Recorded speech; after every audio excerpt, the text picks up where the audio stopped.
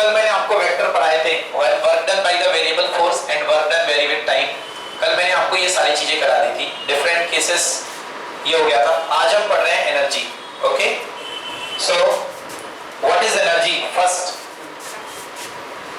Okay, so mark the heading energy, capacity of doing work. Okay, just understand, आपको notes में दूंगा।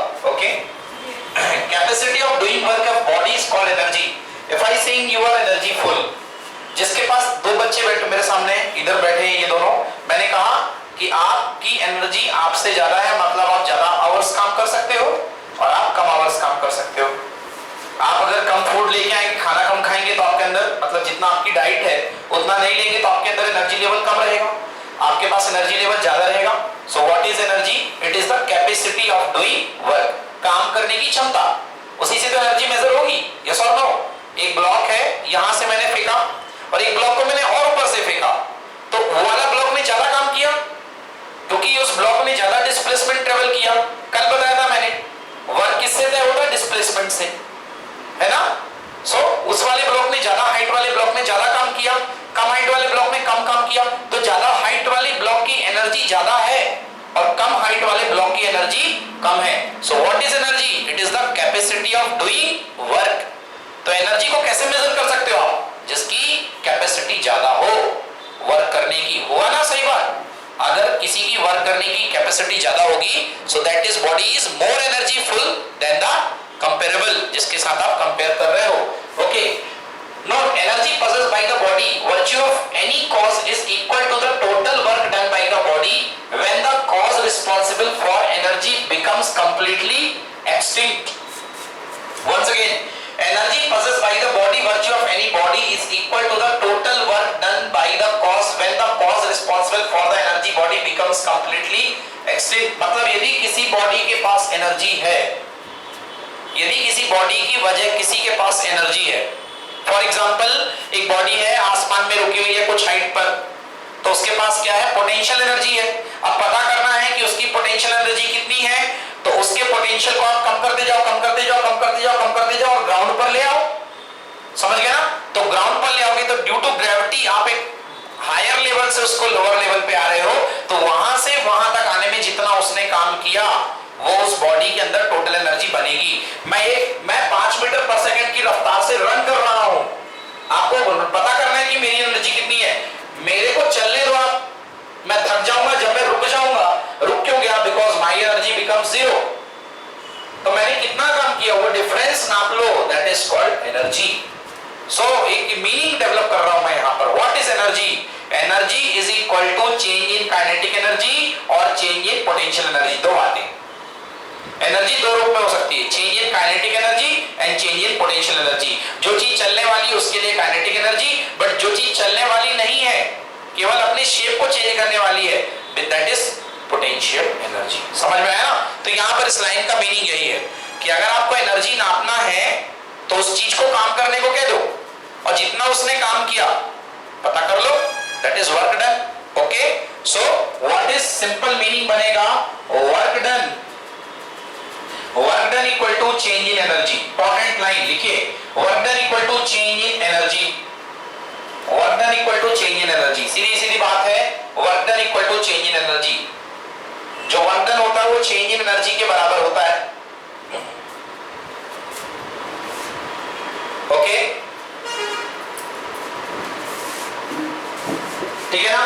अभी उस दिन निशा ने डांस किया तो before the dance energy is 99 joule, suppose after the dance energy is 9 joule. मैंने कहा क्यों भाई, कितना काम करके आ रहे हो? ही रिप्लाइड मी कि सर पहले मेरी एनर्जी 99 जूल थी, now it is 9 joule. Answer, total work done equals to how many joule? 90 joule. तो उसने 90 जूल का परफॉर्मेंस किया, दैट इज 90 जूल। ओके, तो ऐसे this is called work energy theorem. अभी इसको डिटेल में पढ़ेंगे। This is the 101% sure for exam question, work energy theorem exam में आना है, लिख लो अभी से, उसके बिना आपका पेपर भी डिजाइन नहीं होगा। Okay, work energy theorem exam में आएगा। Now we are discussing about the types of energy. Yet there are so many types of energy. But हमको mainly हमारी फिजिक्स जो है, हम फिजिक्स की ब्रांच पढ़ रहे हैं mechanics study of the motion under some force, है ना, मोशन की हम स्टडी पढ़ रहे हैं, है ना, study of motion is called mechanics. तो वैसे तो बहुत टाइप की एनर्जी है, आप लोग बहुत हल्ला करने लग गए आजकल, बिकॉज आपकी जो केमिकल एनर्जी है जो खाने के थ्रू मिलती है, आपने उसमें कंडीशन लगा दी है कि हम मैक्सिमम केमिकल एनर्जी को साउंड एनर्जी के रूप में वेस्ट करेंगे, है ना। तो आप अपनी मैक्सिमम एनर्जी साउंड एनर्जी के रूप में वेस्ट करते हो, तो एनर्जी का टाइप साउंड एनर्जी, क्लियर ना। कोई बहुत दौड़ता दौड़ता भागता है तो वो मैकेनिकल एनर्जी, ठीक ना। देन केमिकल एनर्जी भी होती है हमारी बॉडी में, जो खाने से एनर्जी मिलती है, केमिकल एनर्जी, हीट एनर्जी। हम टाइप्स ऑफ एनर्जी की बात कर रहे हैं। There are many types of energy like mechanical energy, ये बल्ब वगैरह पंखे वगैरह चल रहे हैं किस एनर्जी से, इलेक्ट्रिकल एनर्जी के, okay. Magnetic energy, nuclear energy, solar energy, chemical energy, ये तो जानते हो कि बच्चों वाली बात है, एनर्जी के टाइप होते हैं। नाउ अब हम बात करते हैं मैकेनिकल एनर्जी। भाई मैकेनिकल एनर्जी क्या है ना। Energy possessed by the body by virtue of which it performs some mechanical work। अगर कोई बॉडी कुछ मैकेनिकल वर्क कर रही है, अगर कुछ मैकेनिकल वर्क कर रही है, मैकेनिकल का मतलब उठना, बैठना, हिलना, डुलना, आगे जाना, पीछे जाना, मोशन करना, समझ में आया। तो दिस इज कॉल्ड मैकेनिकल। उसके पास जो एनर्जी होगी, जिस एनर्जी की वजह से वो मैकेनिकल वर्क कर रही है, that is called mechanical energy. Clear हुआ। तो कोई भी बॉडी अगर कोई मैकेनिकल एक्शन प्रोड्यूस कर रही है, तो उस बॉडी में जितनी जो एनर्जी पजेस करेगी, जो एनर्जी रिटेन करेगी, that energy is called mechanical energy, okay. Energy possessed by the body by virtue it performs some mechanical work is known as mechanical energy and it is basically two types। किसी भी body के अंदर mechanical energy दो कारण की वजह से होती है। First is called kinetic energy and second is called potential energy. ये दो energy very important, very very very important. मतलब total mechanical energy is the sum of potential energy plus kinetic energy. Total mechanical energy is the sum of potential energy plus kinetic energy. ये होती है total mechanical energy. Somewhere it is also called total energy, समझ गया ना। Somewhere it is also called total energy. हमारे physics में बाकी के केसेस हमको डिस्कस नहीं कर रहे हैं, हमको केवल मैकेनिकल एनर्जी देखनी है, समझ में आया ना। हमको केवल मैकेनिकल एनर्जी ही देखनी है, clear. Now total energy equal to potential plus kinetic energy. अब एक बात यहाँ पर केस देखिए, कई बार आप पोटेंशियल एनर्जी को जीरो कर देते हैं। अगर पोटेंशियल एनर्जी जीरो, तो टोटल एनर्जी का एडवांटेज आपको कौन देगा, केवल काइनेटिक। कौन देगा, काइनेटिक। मतलब टोटल मैकेनिकल एनर्जी किस में कन्वर्ट हो गई, काइनेटिक में। किस में कन्वर्ट हो गई, काइनेटिक में। फॉर एग्जांपल देखिए, यहाँ पर एक ब्लॉक रखा हुआ था, ये ब्लॉक रखा हुआ था और यहाँ पर आपने इसको धक्का दे दिया। यहाँ पर इसके पास हाइट थी h, कितनी हाइट थी h, तो इसके पास पोटेंशियल एनर्जी इतना तो जानते होंगे आप, that is equal to mgh होती है ना।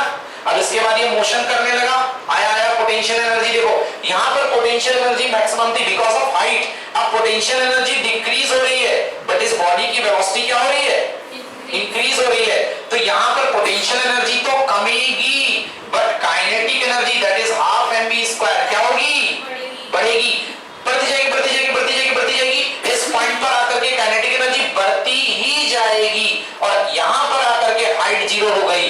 तो इस पॉइंट पर पोटेंशियल एनर्जी कितनी हो गई, जीरो, और केवल कौन सी एनर्जी बनेगी, काइनेटिक एनर्जी। अब यहाँ पर जो भी एक्शन होगा वो काइनेटिक एनर्जी का होगा। क्लियर हुआ। तो ये केस है। इसका बैक कर दो, आपने नीचे से ब्लॉक को फेंका है ना और ऊपर चढ़ गई, तो यहाँ पर इसकी यहाँ पर काइनेटिक एनर्जी होगी।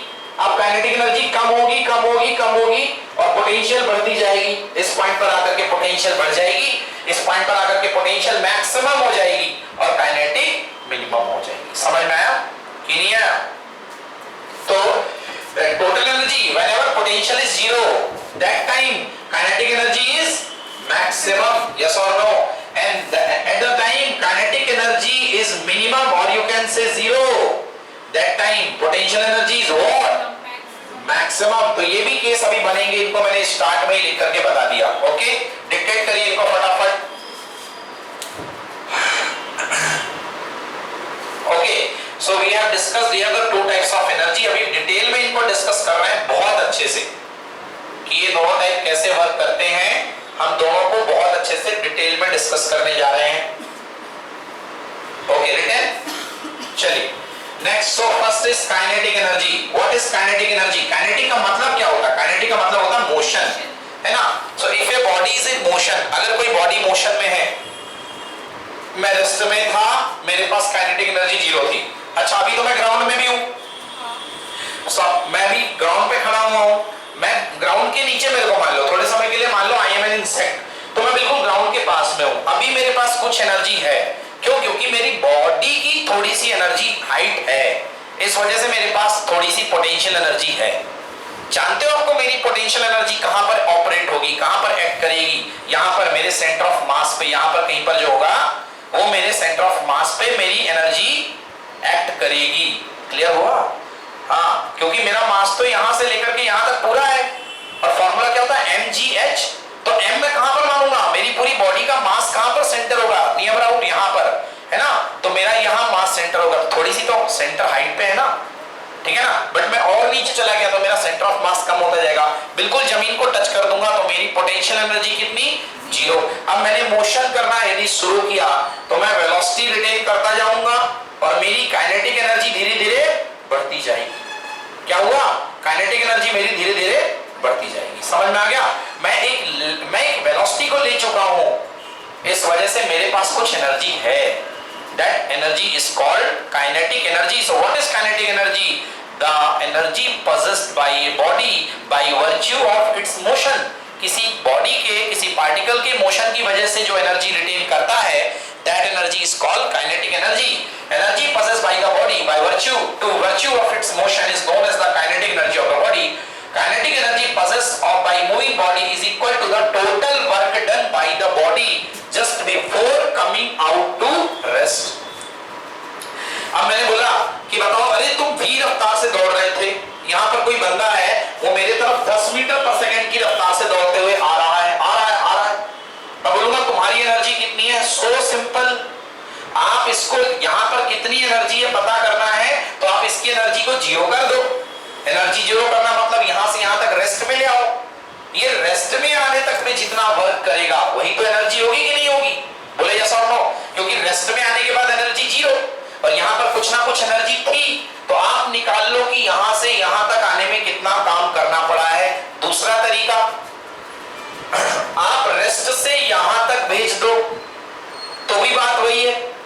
आप रेस्ट से यहाँ तक भेज दो तो भी जो वर्क डन होगा that is also kinetic energy.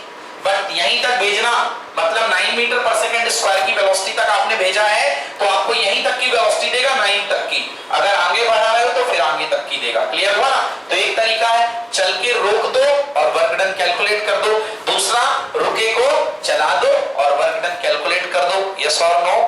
Clear हुआ ना? सो that is called kinetic energy. Consider example. अब इसको सॉल्व करता हूं, देखिए कैसे सॉल्व करेंगे। अब इसको सॉल्व करते हैं। कंसीडर, इसको सॉल्व करते हैं अपन।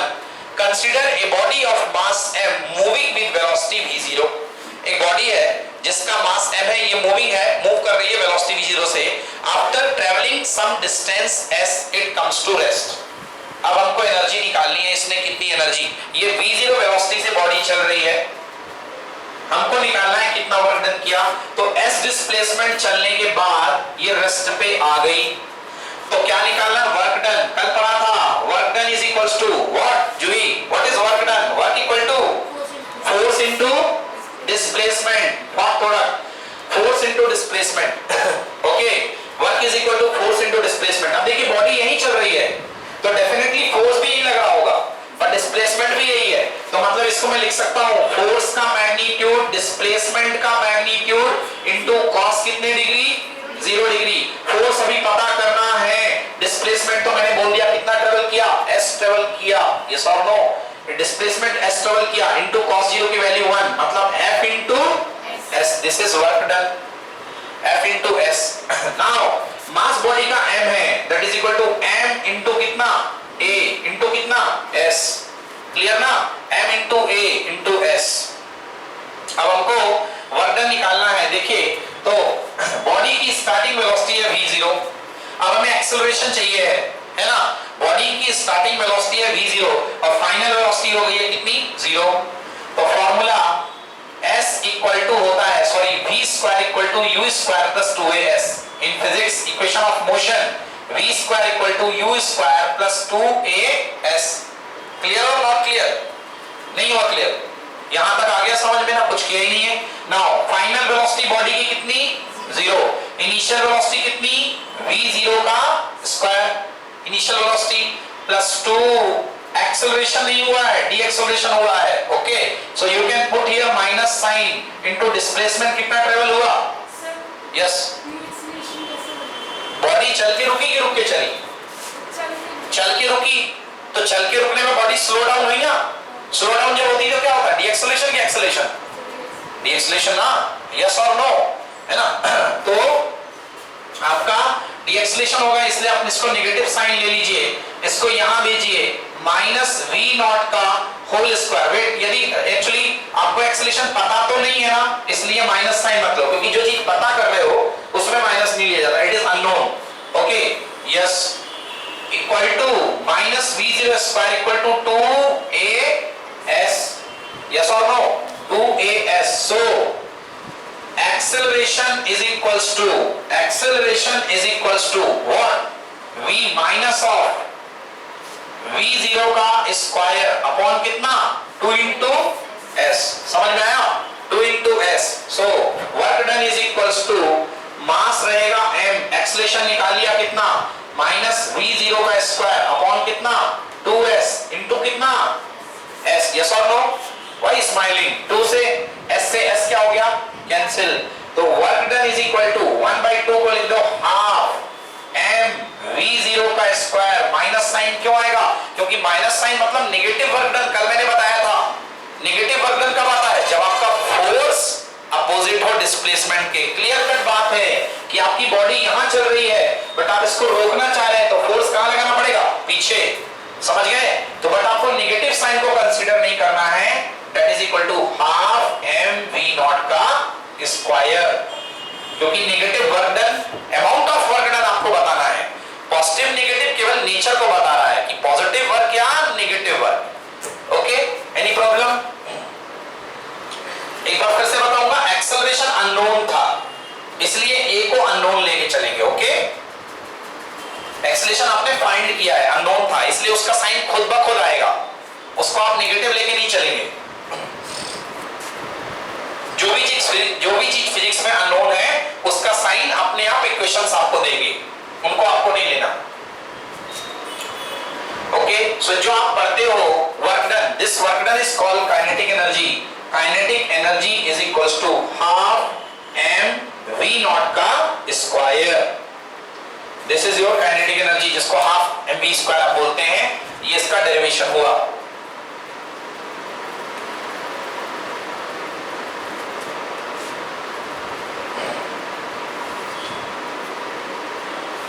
Any problem? क्लियर ना? रफ कर दो इसको। चलिए देखिए सो ये हो गया ना, इसका डेरिवेशन देखिए वही बिल्कुल है। इस final velocity u equal to u0 initial velocity, final velocity 0, displacement है s, इक्वेशन लगा दिया v square equal to u square plus 2s। Acceleration आ गया, एक्सेलरेशन की वैल्यू पुट कर दी, force equal to mass into acceleration. Now formula. Okay yes यहां पर क्या कहा गया है? अच्छा इन लोगों ने इनर्शिया की बात कर दी, न्यूटन्स थर्ड लॉ कह दिया है ना? But from the Newton's third law action and reaction are equal, force applied by the body is equal and opposite to the force applied on the body. Okay body के द्वारा लगाया गया force, the force by body that is equal to force on body. Okay so हम कितना force लगा रहे हैं? हम फोर्स लगा रहे हैं minus mv not square upon 2s, तो उसका बॉडी का फोर्स क्या होगा? पॉजिटिव। इस पे जाने की कोई जरूरत आपको नहीं है, नो वरी। तो वर्क इक्वल टू वही फोर्स इनटू डिस्प्लेसमेंट जो हमने पहले कर रखा था। सो काइनेटिक एनर्जी को equals to half mv square. Clear हुआ कि नहीं हुआ? Any problem? प्लीज कुछ पूछना तो पूछिए यहां पर, ठीक है ना? Next kinetic energy in terms of momentum, very good formula. Kinetic लिखिए नेक्स्ट कॉपी में, kinetic energy in terms of momentum. Kinetic energy in terms of momentum, kinetic energy equals to we know that k is equal to, in short k is equal to होता है half mv square. आप लोग को ये लग रहा होगा कि v नॉट क्यों लिखा जाए, तो आपने v लिख लिया, नो प्रॉब्लम, v ही लिख लो v लिख लो आप, क्लियर हुआ ना। Kinetic energy equal to half mv square, v not मत लिखो, क्या अच्छा लग रहा है v या v नॉट, v अच्छा लग रहा है v लिख लो, ओके। v वेलोसिटी से मूव कर रही बॉडी। चलिए अब मोमेंटम में बदलना है, सब लोग जानते हो मोमेंटम का फार्मूला होता है p equal to mass into velocity. तो एक m तो इसके पास है पर दूसरा m नहीं है, एक m और चाहिए, दो v के, दो जोड़े v के और दो हो जाते हैं m के। Don't worry, k is equal to 1/2, नीचे m का मल्टीप्लाई ऊपर भी m का मल्टीप्लाई, m स्क्वायर हो जाएगा कि नहीं होगा, m स्क्वायर और v स्क्वायर होगा कि नहीं होगा। एक m का नीचे मल्टीप्लाई किया, एक m का ऊपर मल्टीप्लाई कर दिया, यस हो जाएगा। Now k is equals to 1/2m, जो ही can you write is mv का होल स्क्वायर, नहीं लिख सकते mv का whole square. Now k is equals to what is mv, p का होल स्क्वायर अपॉन कितना 2m, p square upon 2m, very important, very good formula. Kinetic energy in the terms of momentum k equal to p square upon 2m, good question, very important. k equal to p square upon 2m, k is equal to p square upon 2m, yes. m को इसलिए divide किया क्योंकि इसके पास दो v थे, अब दो v के लिए मोमेंटम के लिए एक v के साथ एक m चाहना पड़ता है, तो दो v के साथ कितने m चाहने पड़ेंगे, दो, तो एक m का ऊपर मल्टीप्लाई और एक m का नीचे डिवाइड, मल्टीप्लाई डिवाइड, तो एक m मल्टीप्लाई हुआ वो तो बन गया m स्क्वायर, ये m तो बैठा रहा ना, तो आंसर कितना आ गया p square upon 2m। Clear हुआ कि नहीं हुआ, हो गया क्लियर, इंपॉर्टेंट। अगर आपके पास मोमेंटम कांस्टेंट है, अगर ये चीज कांस्टेंट है, लिखना, देखो इधर सुनो, इधर देखिए, अगर p को कांस्टेंट कर लो, अगर आपने p कांस्टेंट कर लिया तो k क्या होगा, मास के इनवर्सली प्रोपोर्शनल। अगर मोमेंटम कांस्टेंट है, देख लो ये कांस्टेंट हो गया, 2 कांस्टेंट है तो मास के इनवर्सली प्रोपोर्शनल होगा, ठीक है ना। मतलब अगर मास बढ़ेगा तो एनर्जी घटेगी, यह है मास, यह है k, यह है मास, यह है k, समझ में आ गया ना। मास बढ़ेगा एनर्जी घटेगी। अब इसका एक एग्जांपल बताता हूं मैं आपको, एक एग्जांपल मैं इसका दे रहा हूं, एक कार और एक ट्रक, एक कार है और एक ट्रक है, दोनों, एक कार और एक ट्रक जो है दोनों ही सेम मोमेंटम से गति कर रहे हैं, इसका भी मोमेंटम p है, इसका भी मोमेंटम p है, दोनों ही सेम अमाउंट ऑफ मोमेंटम है। क्लियर हुआ, दोनों का सेम अमाउंट ऑफ मोमेंटम है। बताइए कि काइनेटिक एनर्जी किसकी ज्यादा होगी, कार की या ट्रक की।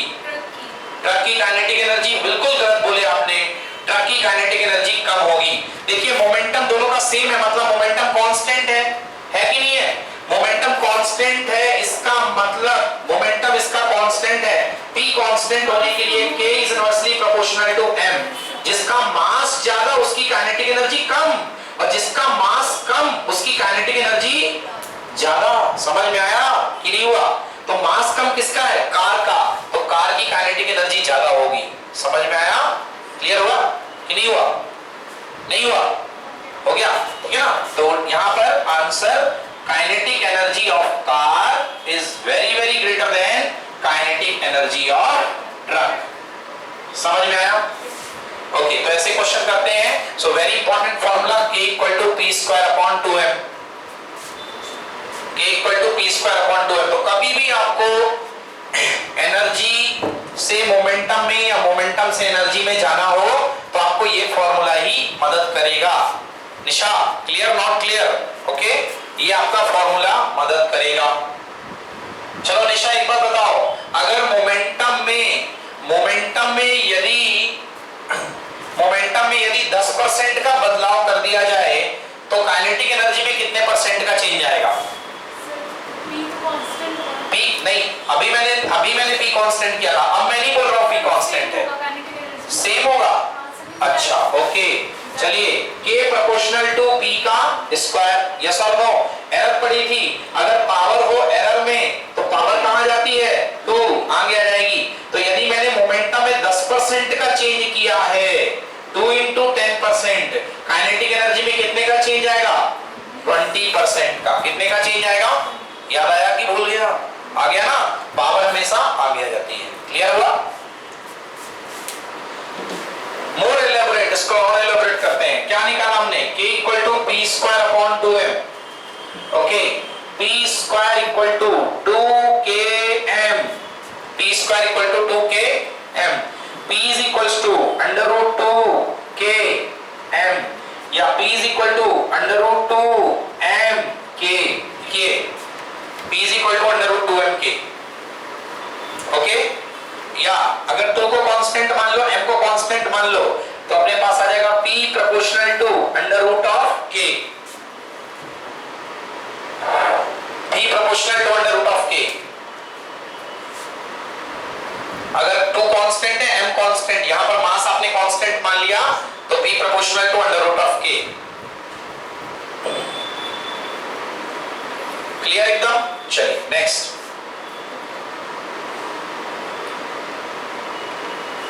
Potential energy. What is potential energy?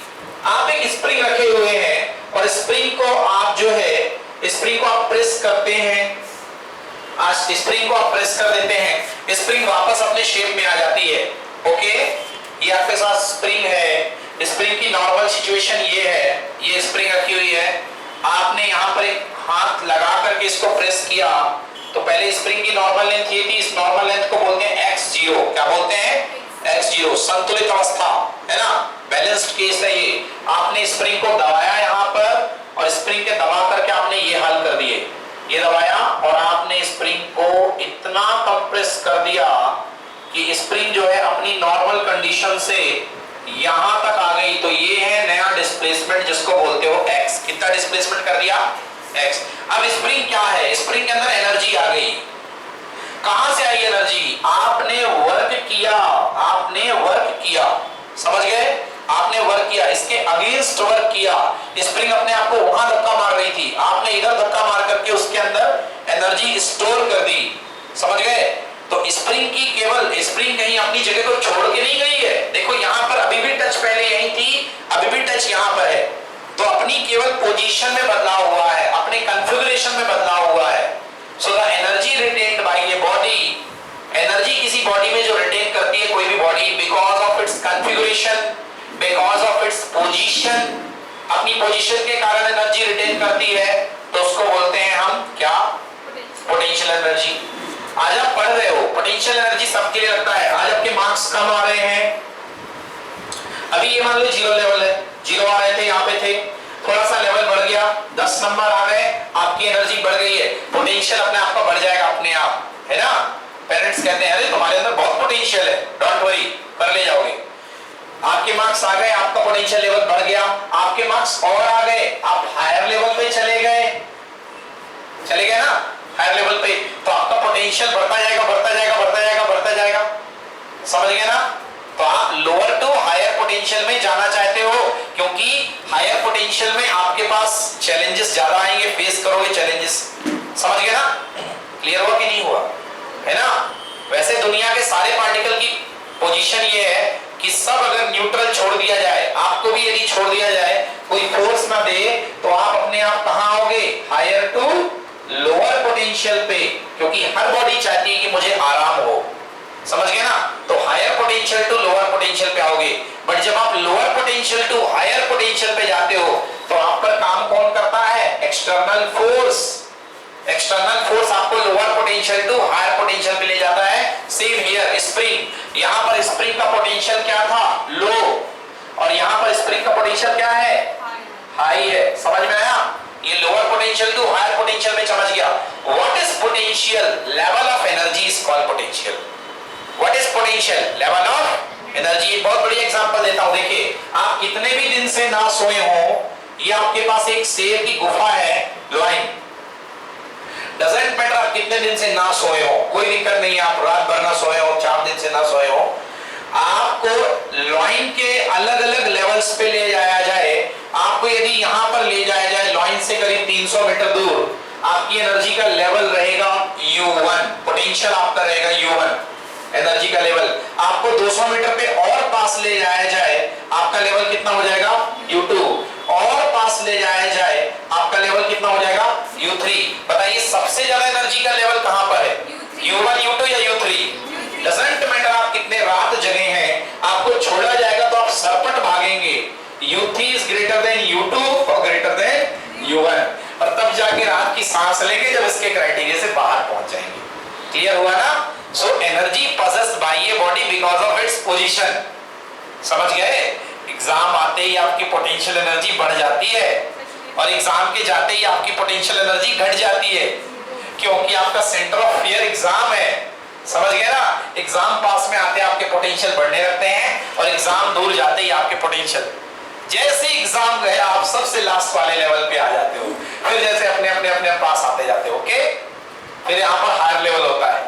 एक रात के पहले एग्जाम के आप यहाँ पर घूम रहे होते हो, है ना, और एग्जाम टाइम में आप यहाँ पर आ जाते हो, सेंटर पे ही आ जाते हो, हायर पोटेंशियल लेवल पे होते हो। क्या होगा? Okay, yes.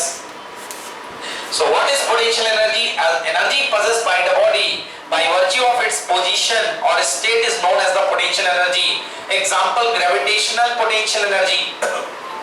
What is this? ये क्या है? ये ग्रेविटेशनल नहीं है, ये जो नेचर है स्प्रिंग के अंदर का, दिस इज कॉल्ड इलास्टिसिटी। क्या बोलते हैं? इलास्टिक। ये this energy is called elastic potential energy. आप एक रबर को खींचते हो, रबर में आगे कागज का एक टुकड़ा बांधते हो और आगे बैठे हुए फ्रेंड के कान के नीचे झटके से छोड़ा, रॉकेट बना करके, यस और नो करते ना बचपन में खेल। सो रबर का कौन सा नेचर यूज कर रहे हो आप? Elastic behaviour. So the energy, जब आप उसको खींचते हो तो आपकी बॉडी की धनुष बाण, सो सिंपल, एरो, बो, है ना, तो क्या करते हैं, बो में पहले खूब देर तक खींचते हैं, खूब दूर तक, क्या होता है, हमारी एनर्जी सेव हो जाती है। ठीक है ना, हमारी एनर्जी सेव हो गई, उसमें स्ट्रेच हो गया, यस और नो।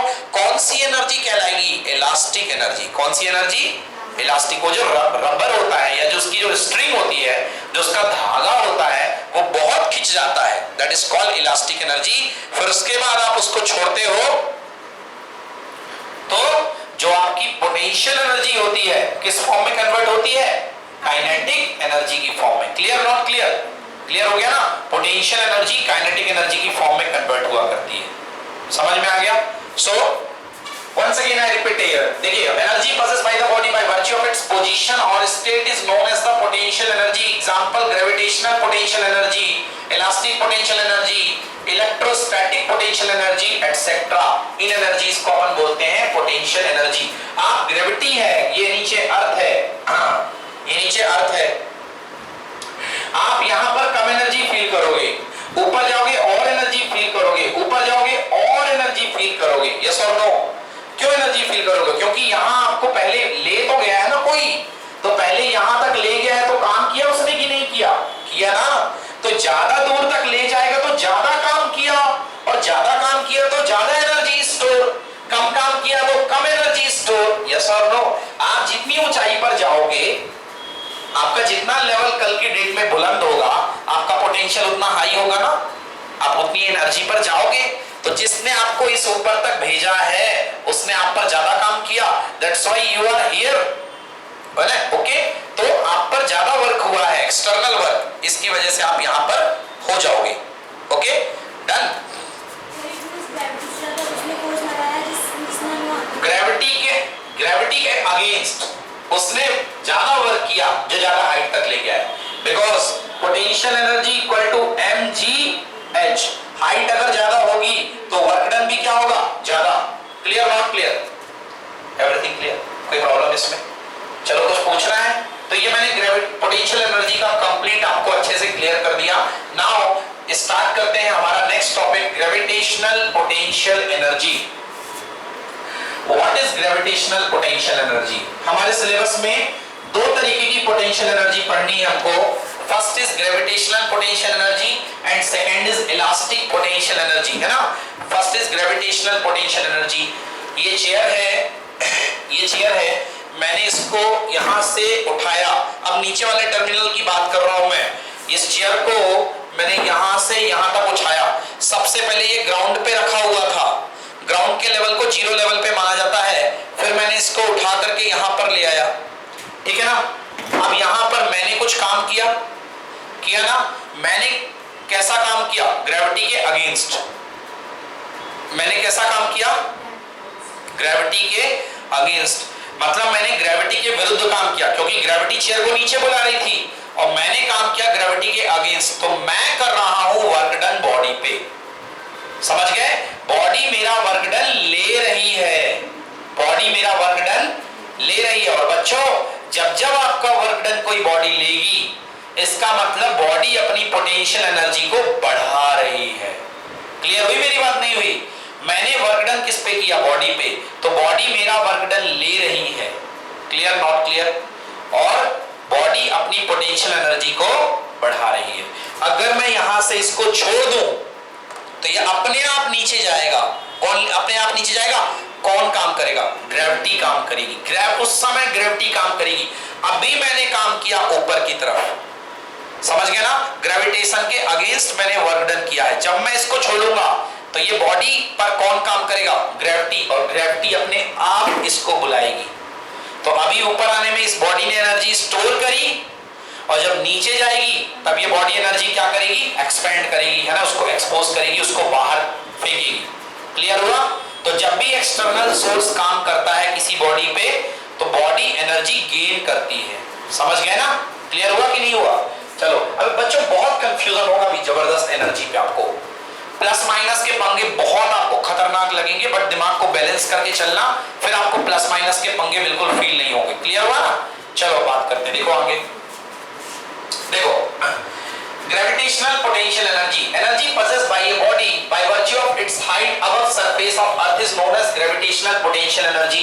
मैंने बोला इसमें ग्रेविटेशनल पोटेंशियल एनर्जी कितनी है? सो सिंपल सर, आपने जितना काम किया भाई, इस बॉडी के पास ग्रेविटेशनल पोटेंशियल एनर्जी कितनी है? बोलो। जितना मैंने काम किया ना भाई, इसमें कौन सी एनर्जी स्टोर करी? इसने वही तो स्टोर करी जितनी मैंने इसको दी। तो मैंने कितना काम किया? मैंने कितना काम किया? ये देखो भाई, ये बॉडी थी m मास की, और मैंने इस बॉडी को उठा करके कितनी हाइट पर रख दिया? h हाइट पर। बोलो यस और नो? मैंने इस बॉडी को इतनी हाइट पर उठा करके रख दिया, h हाइट पर रख दिया। अब मेरे को इस बॉडी को h हाइट पर उठा के ले जाना है, तो मेरे को वर्क करना पड़ेगा, और वर्क करना पड़ेगा तो मेरे को क्या चाहिए? फोर्स। क्या चाहिए? फोर्स चाहिए कि नहीं चाहिए? निशा बोलना पड़ेगा। क्या चाहिए? फोर्स। मुझे फोर्स कितना लगाना पड़ेगा? सीधी बात है, ये नीचे लग रहा बॉडी पर, धरती माता खींच रही है mg से।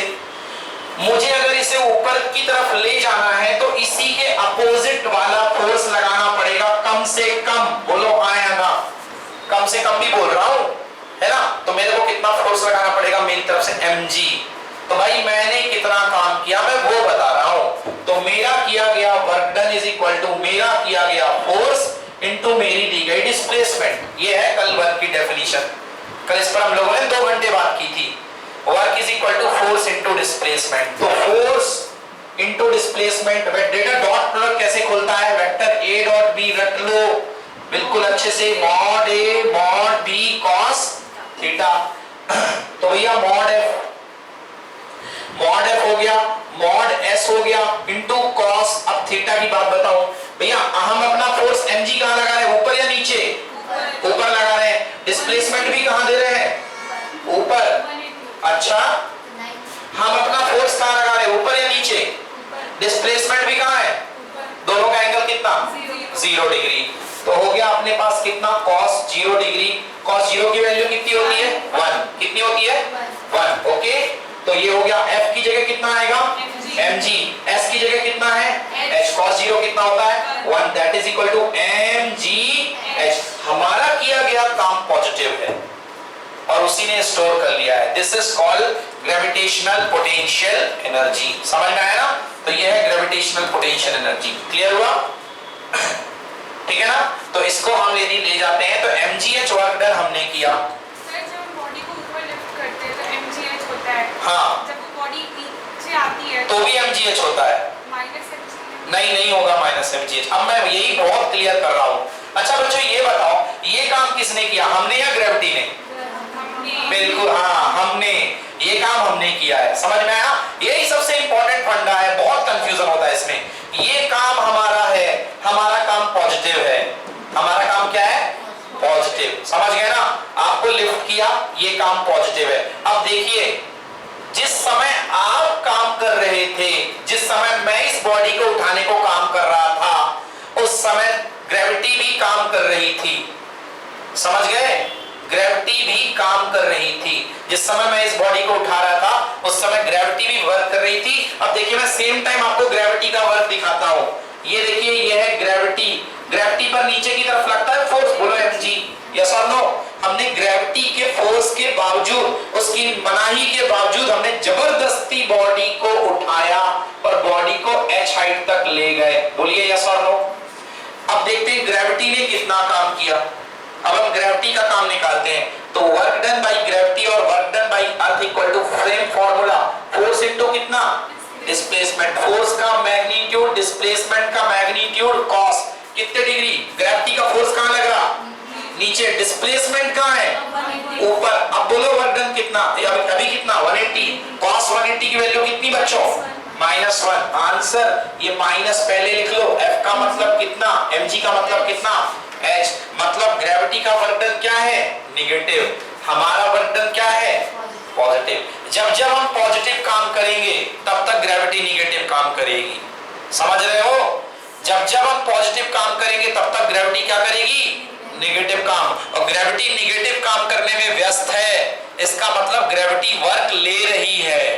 सर वो ऑब्जेक्ट जब लिफ्ट हो रही होगी, ग्रेविटी का वर्क सर नीचे से गिरती होगी। नहीं, नीचे से ऊपर जा रही है, नीचे से ऊपर जा रही है। अब एक्सटर्नल फोर्स की बात मत करो, अब एक्सटर्नल फोर्स की बात मत करो, हम ग्रेविटी के फोर्स की बात कर रहे हैं।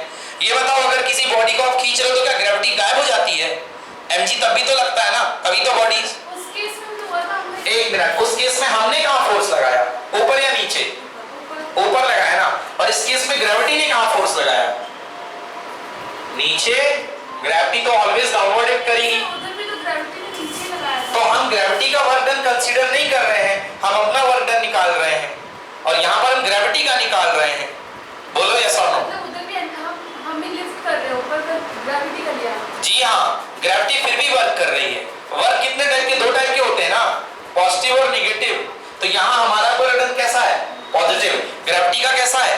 नेगेटिव। मैं समझ रहा हूँ, आप कहना चाह रहे हैं कि सर यहाँ तो पूरा का पूरा काम आपने किया है, फिर आप इस काम का श्रेय क्यों नहीं लेते हैं? आप ग्रेविटी को क्यों कह रहे हैं कि ग्रेविटी ने वर्क किया है? आप ये कह रहे हैं, ठीक है ना? हमारा काम किया गया पॉजिटिव है, बट ग्रेविटी का काम किया गया क्या है? नेगेटिव है। समझ में आई कुछ बातें? ये ग्रेविटी का किया गया वर्क डन है नेगेटिव। जब भी वर्क डन नेगेटिव होगा, तो ग्रेविटी हमसे काम लेगी या हम पे काम करेगी? बताओ। हम पे काम नहीं करेगी, हमसे काम लेगी। Gravity will receive the work. Clear हुआ कि नहीं हुआ? बोलो यस और नो? आ गया? तो अगर कभी भी वर्क डन नेगेटिव होगा, तो ग्रेविटी हमसे काम लेगी, और हमसे काम लेगी मतलब बॉडी एनर्जी स्टोर कर रही है। क्या कर रही है? Body energy store. एक और केस दिखा रहा हूं आपको, अब देखना। एक और केस है, अभी देखना। ग्रेविटी ने हमसे काम लिया या हम पे काम किया? बोलो, इधर देखो, बोलो हमसे काम लिया या हम पे काम किया? हमसे काम लिया, मतलब gravity receive the work, gravity receive the energy. लिख लो, gravity receive the work, receive the work. हाँ Nisha, sorry Muskan, receive the work मतलब इंक्रीज ऑफ पोटेंशियल एनर्जी और decrease of potential energy? Yes, increase of potential energy. हमसे काम लिया ना, जब मैं आप पे काम करूंगा तो आपकी पोटेंशियल एनर्जी बढ़ाऊंगा कि कम करूंगा? कम करूंगा। बहुत बढ़िया। मैं आप पर काम कर रहा हूं, अभी काम ही कर रहा हूं आप पर, तो मैं आपकी पोटेंशियल एनर्जी बढ़ा रहा हूं कि कम कर रहा हूं? तुम्हारी कम हो रही है, तो तुम मेरी बढ़ा दो। क्यों भाई बोलो? जब मैं ग्रेविटी आप पर काम करेगी, सॉरी, जब मैं देखो ग्रेविटी रिसीव द वर्क, जब आप पर काम किया जाएगा तो आप आपकी एनर्जी बढ़ेगी या घटेगी? बढ़ेगी। पोटेंशियल एनर्जी बढ़ेगी। तो देखो जब भी वर्क डन निगेटिव आएगा तो आपकी पोटेंशियल एनर्जी क्या होगी? बढ़ेगी। निगेटिव को देख के कम मत बोल देना है, ऐसा लगेगा कम बोल दो, है ना। बट जब भी आप पर काम होगा, आप वर्क गेन करोगे तो आपकी पोटेंशियल एनर्जी बढ़ेगी। अब देखना, एनर्जी कम होगी आपकी पोटेंशियल एनर्जी बढ़ेगी तो काइनेटिक एनर्जी क्या होगी? कम, ऑब्वियसली। अब देखो ये बात आपने कही, बहुत अच्छी कही।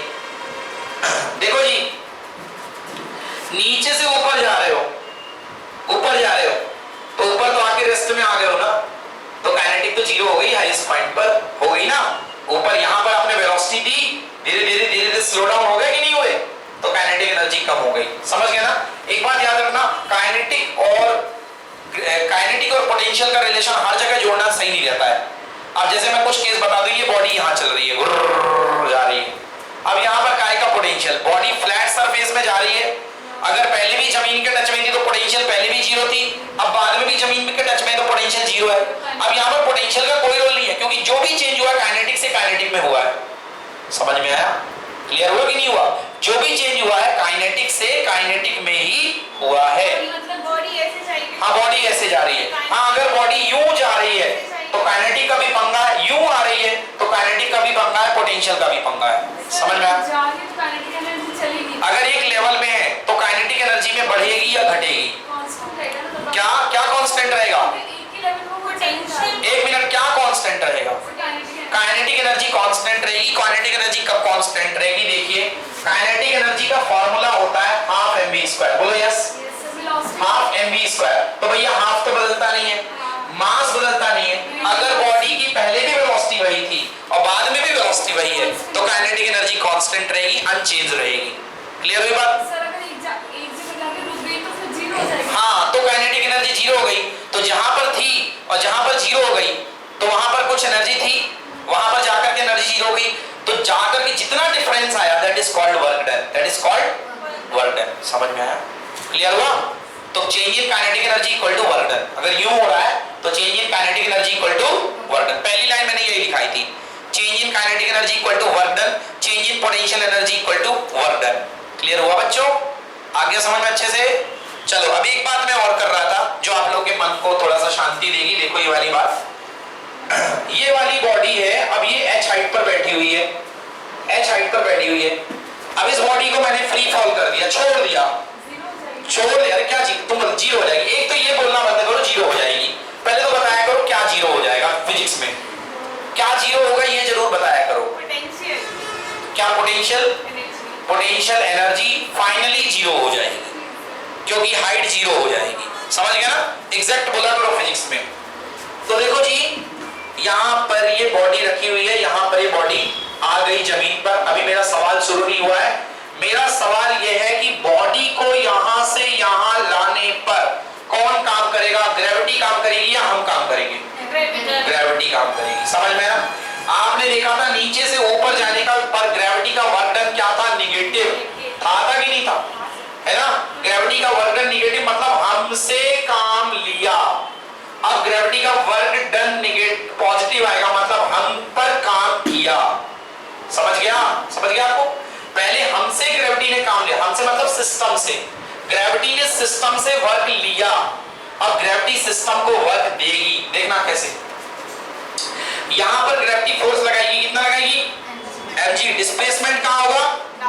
डाउनवर्ड्स। h दोनों के डायरेक्शन सेम है, एंगल कितने degree? 0 degree. Force work done is equal to force वही mg into h into cos 0 की वैल्यू कितनी? 1। आंसर कितना बोलो? mgh। मतलब पिछले बार आया था निगेटिव वर्क डन, किसका? ग्रेविटी का या हमारा? ग्रेविटी का। इस बार पॉजिटिव वर्क डन किसका? ग्रेविटी का या हमारा? ग्रेविटी का। पिछले बार ग्रेविटी का वर्क डन निगेटिव, इस बार ग्रेविटी का वर्क डन पॉजिटिव। पिछले बार ग्रेविटी ने काम किया या सिस्टम ने काम किया? ग्रेविटी ने काम किया। अच्छा, सिस्टम ने काम किया। किस पर काम किया? ग्रेविटी पर। ग्रेविटी के अगेंस्ट देखो, ग्रेविटी क्या लिखा है? Receive the work. पिछले बार था ग्रेविटी रिसीव द वर्क, तो वो done the work, system done the work. अभी भी कंफ्यूज हो? System done the work. सुना? सिस्टम ने काम किया, ग्रेविटी ने रिसीव किया, क्योंकि वर्क डन नेगेटिव था। निशा, इस बार किसने काम किया? ग्रेविटी ने काम किया। और किस पर काम किया? सिस्टम पर काम किया। उसमें हुआ था कि सिस्टम ने ग्रेविटी पे काम किया। उसमें सिस्टम ने ग्रेविटी के काम किया था। इस बार ग्रेविटी ने सिस्टम पर काम किया है। तो ग्रेविटी का वर्क डन है पॉजिटिव और सिस्टम ने इस बार सिस्टम पर वर्क डन हुआ है। समझ में आया? हाँ, वो जो केस 180 वाला सर, उसमें ऊपर से नीचे हाँ, जाता था। ऊपर से नीचे डाउनवर्ड जा रही है। डाउनवर्ड नीचे की ओर करने वाले कौन है? ग्रेविटी।